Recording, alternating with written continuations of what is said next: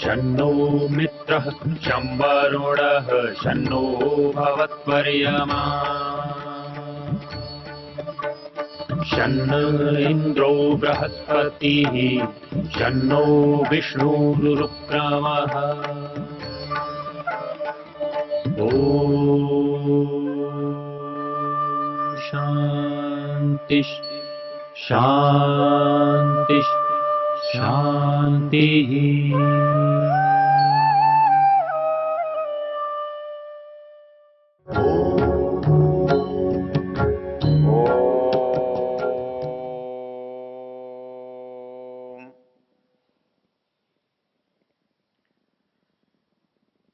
परीत्य भूतानि परीत्य लोकान् परीत्य सर्वा प्रदिशो दिशश्च उपस्थाय प्रथमजामृतस्य आत्मना आत्मानम अभिसंविवेश। ये मंत्र यजुर्वेद के 32वें अध्याय का है। इसका स्वयंभू ब्रह्म ऋषि है और इसका परमात्मा देवता है, और इसमें परमेश्वर के गुण कर्म स्वभाव की चर्चा है। वह परमेश्वर समस्त आत्माओं में व्याप्त है, वो परमेश्वर समस्त लोकों में व्याप्त है, वह परमेश्वर समस्त भूतों में व्याप्त है, वह परमेश्वर समस्त दिशाओं में व्याप्त है, वह परमेश्वर सर्वप्रथम वेद का ज्ञान देने वाला है, और वह इस संसार में प्रत्येक जगह पर आत्मा की तरह से और आत्मा का भी आत्मा बन करके उपस्थित है। इस प्रसंग को समझने के लिए इसमें जो एक दार्शनिक गुत्थी है, आत्मना आत्मानम अभिसंविवेश, इसको हमारे अद्वैत वेदांती भाई अद्वैत ब्रह्म की सिद्धि में लगाते हैं, और वो ये मानकर चलते हैं कि जो कुछ दिखाई दे रहा है या जो इसके अंदर है, दोनों ही आत्मा है। जो चीज दृष्टिगत हो रही है वो भी आत्मा है, और जो इसके अंदर है वो भी आत्मा है, और इसलिए वो दोनों एक हैं। इसके लिए जिन उपनिषद वाक्यों का आश्रय लिया जाता है, अवलंबन लिया जाता है, वो उपनिषद वाक्य हैं प्रज्ञानम ब्रह्म, अयम आत्मा ब्रह्म, सर्वम खल्विदम ब्रह्म, तत्वमसि। ऐसे कुछ वाक्य हैं जिनके अर्थ को करने से ऐसा लगता है। अच्छा, वैसे इन वाक्यों को ऊपर नीचे रखकर देखते हैं तो बिल्कुल ठीक लगता है कि जो कहा जा रहा है वो ठीक है। जैसे सबसे ऊपर लिख दिया अहम ब्रह्मास्मि, इसका सीधा सा अर्थ है मैं ब्रह्म हूं। इसमें किसी को मतभेद नहीं हो सकता। जो थोड़ी भी संस्कृत जानता है वो ये जान सकता है कि अहम अर्थात मैं, ब्रह्म अर्थात परमेश्वर, ईश्वर, अद्वैत रूप अस्मि हूं। और इसका ठीक अगला वाक्य है तत् त्वम असि, और वही तू भी है। जो मैं हूं वही तू है, और संगति बड़ी ठीक लगती है। ऊपर का वाक्य कहता है मैं ब्रह्म हूं, और नीचे का वाक्य कहता है जो तू है वो मैं हूं। तत् त्वम असि, वही तू भी है। तो कौन तू है? बोले जैसे मैं हूं वैसा तू है, तो मैं ब्रह्म हूं तो तू भी ब्रह्म है। बात बड़ी ठीक लगती है, और लगता है कि जो अद्वैत की बात कही जा रही है वो बड़ी प्रामाणिक है, सटीक है, यथार्थ है। इसी तरह अगला जो वाक्य है अयम आत्मा ब्रह्म, ये आत्मा जो है ये ब्रह्म है। तब भी लगता है कि अद्वैत की बात हो रही है। तो ये जो चारों वाक्य हैं, सर्वम खल्विदम ब्रह्म, ये सब ब्रह्म है, आत्मा ब्रह्म है, तू ब्रह्म है, मैं ब्रह्म हूं, इन पर विचार करने से पहले कुछ बिंदु जो ऋषि दयानंद ने इनके बारे में उठाए हैं वो बड़े ध्यान देने योग्य हैं, और संभवतः उनसे पहले किसी ने ये विचार इस तरह से इनके बारे में किया भी नहीं है। क्योंकि हम तो स्वीकृति वाले लोग हैं। जो शास्त्र कह रहा है, शास्त्र की व्याख्या करने वाले कह रहे हैं, हमारा मानना, हमारा समर्थन करना हमारा एक सहज स्वभाव है। लेकिन ऋषि दयानंद इन बातों पर आपत्ति करते हैं। वो ये कहते हैं कि अहम ब्रह्मास्मि, तत्वमसी, इन दो बातों में जो अहम संबंध जोड़ रहे हैं वो घटेगा नहीं। क्यों नहीं घटेगा? अरे भाई ठीक तो कह रहा है, ऊपर कहता है अहम ब्रह्मास्मि और नीचे कहता है तत्वमसी, मैं ब्रह्म हूं, तू भी वही है। इसमें आपत्ति क्या हो सकती है? लेकिन इसमें जो आपत्ति है उस पर ध्यान देंगे तो आपको आश्चर्य होगा। आपत्ति क्या है? वो ये कहते हैं कि ये दो वाक्य कहाँ के हैं? उपनिषदों के हैं। इसे हमारे अद्वैत वेदांती भाई वेद वाक्य कहते हैं। यद्यपि ये चारों संहिता जो ग्रंथ हैं उनमें कहीं पर भी नहीं आते हैं। ये जिसको वेद संज्ञा है उसमें ये नहीं है। तो वेद के वाक्य नहीं हैं, इसलिए इनका नाम वेद वाक्य कहना गलत है। दूसरी बात वो कहते हैं कि इनमें जो अनुवृत्ति आप ला रहे हो, अहम ब्रह्मास्मि से ब्रह्म की जो अनुवृत्ति तत्वमसी में तत् के अर्थ के रूप में ला रहे हो, यह संगत नहीं है। क्यों? ये वाक्य एक स्थान के नहीं है, एक स्थान के नहीं है, एक प्रकरण के नहीं है। इतना ही नहीं, ये वाक्य एक पुस्तक के भी नहीं है। अर्थात जैसे चार वाक्य यहां यदि लिखे हैं तो वो चार अलग अलग ग्रंथों से लिए गए हैं। तो चार अलग अलग ग्रंथों से लिए गए वाक्यों में समन्वय या अनुवृत्ति नहीं बन सकती, क्योंकि उसमें प्रसंग नहीं है, उसमें संदर्भ नहीं है, उसमें कोई अन्वय की संभावना नहीं है। इसलिए एक वाक्य को हम दूसरे वाक्य से किस आधार पर जोड़ेंगे, एक वाक्य का दूसरे वाक्य से समन्वय किस संदर्भ से करेंगे, वो हमारे पास नहीं है। उदाहरण के लिए अहम ब्रह्मास्मि वाक्य जो है वो आता है बृहदारण्यक उपनिषद में, और तत्वमसि वाक्य आता है छांदोग्य उपनिषद में। अब छांदोग्य उपनिषद में बृहदारण्यक से अनुवृत्ति आप कैसे ला सकते हैं? दोनों की ग्रंथ ही अलग है, और जहां पर वो वाक्य बोले या लिखे गए हैं वो संदर्भ भी अलग है। तो इनका अर्थ हमें सोचना पड़ेगा, इनका अर्थ हमें देखना पड़ेगा। क्या वो अर्थ होता नहीं है जैसा कहा जा रहा है? इस पर हम संदर्भ के साथ विचार करेंगे तो अर्थ हमको प्रतीत हो जाएगा। जैसे अहम ब्रह्मास्मि जो संदर्भ है बृहदारण्यक उपनिषद का, वो सृष्टि उत्पत्ति का प्रसंग है, और उसमें जो साधक है वो जब साधना में लीन रहता है तो वो ये अनुभव करता है कि मेरे पास भी वह सब है जो बाहर है। अर्थात बाहर रहने वाला जो ईश्वर है वो मेरे अंदर भी है। तो मेरे अंदर है, इसलिए मैं ऐसा अनुभव करता हूं कि वह मैं ही हूं। ऐसा अनुभव कैसे कर सकता है? कहते हैं कि तातस्थ्योपाधि से कहते हैं, अत्यंत निकटता के कारण से। तो अत्यंत निकटता संसार में किसकी नहीं है? क्योंकि जब हम ये कहते हैं कि सारे संसार को वो व्याप्त करके विद्यमान है, बैठा है, तो हर कोई संसार की वस्तु उसके साथ है। तो यदि एक जीव, एक आत्मा, एक व्यक्ति अपने को ब्रह्म कहता है साथ रहने से, तो कौन सी ऐसी वस्तु है जो ब्रह्म नहीं हो सकती? सभी तो साथ रहते हैं। उनके साथ में और मनुष्य के या जीवात्मा के साथ में क्या अंतर है? जीवात्मा चेतन है, ज्ञानवान है और उसका अनुभव करता है। बाकी वस्तुएं उसके अंदर हैं, लेकिन उनका उससे कोई अनुभव नहीं है, कोई उनके साथ जुड़ाव या लगाव नहीं है। तो मनुष्य अनुभव कर सकता है कि मैं हूं, वह मेरे अंदर है, मैं उस जैसा हूं। तो मैं उस जैसा हूं, साक्षात वह मैं ही हूं, यह अत्यंत निकटता की बात होती है।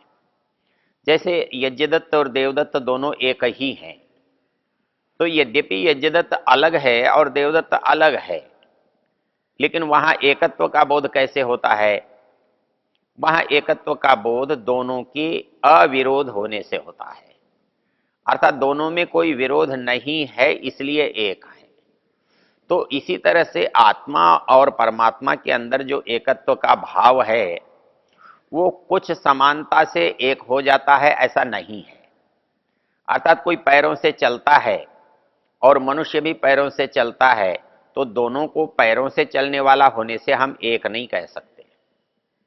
गाय चार पैर से चलती है और भैंस भी चार पैर से चलती है, तो गाय भैंस नहीं हो जाती और भैंस गाय नहीं हो जाती।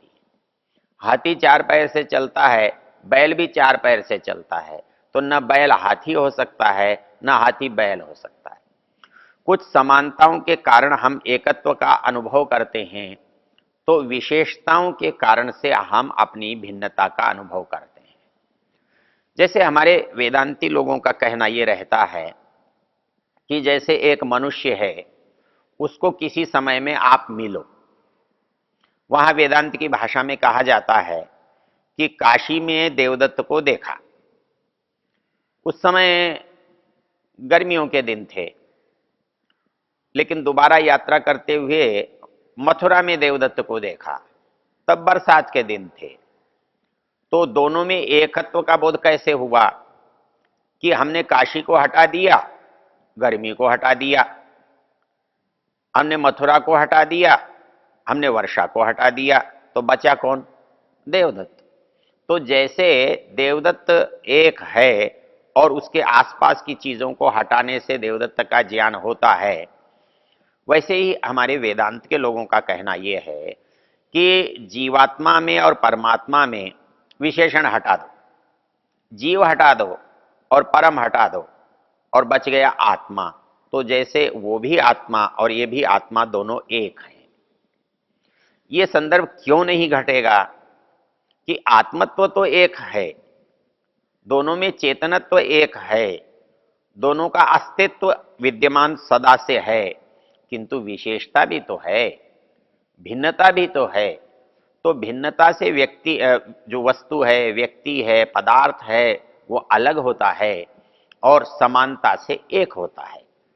तो किंचित समानता से वो वस्तु एक नहीं होती, क्योंकि वैसी ही असमानताएं, विभेद, विशेषताएं उस वस्तु में विद्यमान हैं जो दूसरी वस्तु से उसको अलग करती हैं।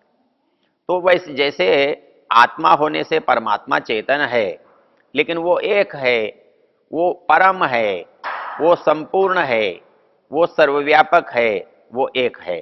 किंतु जीवात्मा तो ऐसा नहीं है। जीवात्मा तो अणु है, वो परमेश्वर की तरह विभू नहीं है। जीवात्मा अनेक है, एक नहीं है। वो अणु होने से, एक देशी होने से अल्पज्य भी है, अल्प शक्ति वाला भी है, एक देशी भी है। तो ऐसी स्थिति में जो भिन्नताएं हैं वो उसको अलग कर देती हैं। तो आत्मा होने से, चेतन होने से दोनों एक नहीं हैं, उनमें समानता है, लेकिन भिन्नताओं के होने से, विशेषताओं के होने से, गुणों के अलग अलग होने से वो भिन्न भी हैं, अलग हैं, पृथक पृथक हैं। तो इसलिए इन दोनों को जहां जहां भी एक कहा गया है, वास्तव में उसके अंदर समानता के कारण एकत्व का बोध किया गया है और वो वास्तविकता एकत्व के रूप में नहीं है। हमारा जो सोच है, हमारी जो मान्यता है, हमारा जो चिंतन है, वो जब हम एकत्व की भावना से करते हैं तो तब हम विशेषताओं को, भिन्नताओं को दृष्टि से ओझल रखते हैं। इसलिए हमारे मन में एकत्व का भाव आता है। जब हमें वो जो विशेषताएं हैं उनका यदि हमें पता रहता है, हमारे मस्तिष्क में अनुभव रहता है, तब हमको ये भ्रम नहीं हो सकता कि दोनों एक हैं। तो इसलिए यहाँ जो वाक्य है अहम ब्रह्म अस्मि, मैं ब्रह्म हूँ, ये भाषा की दृष्टि से अनुचित नहीं है, किंतु यथार्थ में मैं ब्रह्म हूँ ऐसा इसका अर्थ नहीं है। मैं ब्रह्म में हूँ, मैं ब्रह्मवत हूँ, मैं ब्रह्म से ओतप्रोत हूँ, मैं ब्रह्ममय हूँ, ऐसा अनुभव मुझे एकत्व का बोध कराता है। और दूसरी एक विशेषता है, जब आदमी एकाग्र होता है, जब आदमी ध्यानस्थ होता है, तो उस समय जो स्थिति मन की होती है, आत्मा की होती है, तो मन एक समय में एक ही काम करता है, मन एक समय में एक ही विचार करता है। तो जब वो परमेश्वर पर विचार करता हुआ होता है, तो उसके अंदर कोई दूसरा विचार शेष नहीं रहता।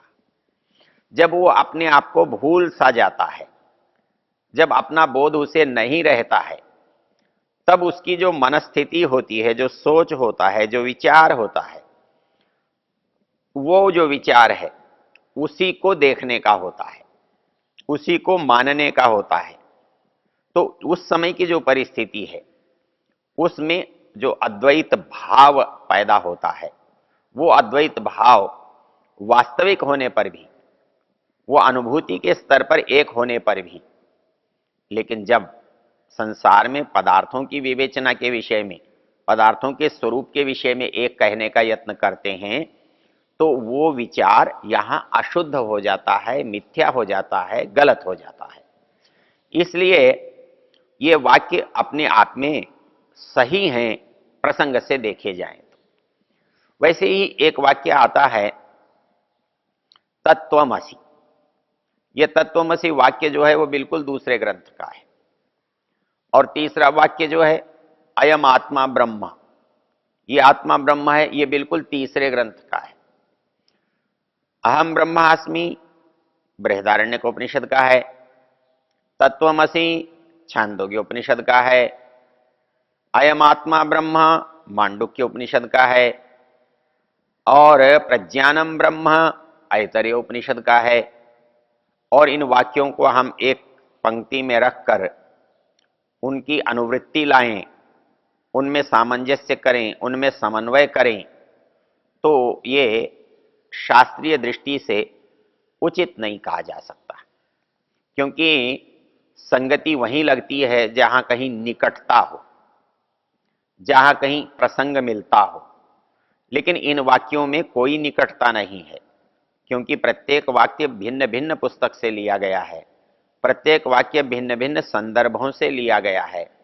और उनको मिला करके यदि आप एक अर्थ बनाने की चेष्टा करते हैं, तो वो उसके साथ बलात्कार होता है, जबरदस्ती होती है, उसका खींचतान होती है, वास्तव में वो अर्थ उसके साथ बनता नहीं है। तो इस दृष्टि से इस मंत्र में जो बात कही गई है, आत्मना आत्मानम अभिसंविवेश, इस वाक्य को जब हम इन संदर्भों से जोड़कर देखते हैं, तो मूल चीज हमारी समझ में जो आती है वो ये है कि एक जो चेतन है वही चेतन दूसरे को पा सकता है, जड़ जड़ को नहीं पा सकता, क्योंकि उसके अंदर पाने की इच्छा, पाने की क्षमता नहीं है। और एक चेतन दूसरे चेतन को पा सकता है कि उसके अंदर इच्छा भी है, उस जैसा भी है। तो इस दृष्टि से यहां कहा गया है आत्मना आत्मानम अभिसंविवेश, अर्थात इस वेद के ज्ञान से, परमात्मा के साक्षात्कार से जीवात्मा परमात्मा के अंदर साक्षात कर सकता है, प्रवेश कर सकता है, ओतप्रोत हो सकता है। ओ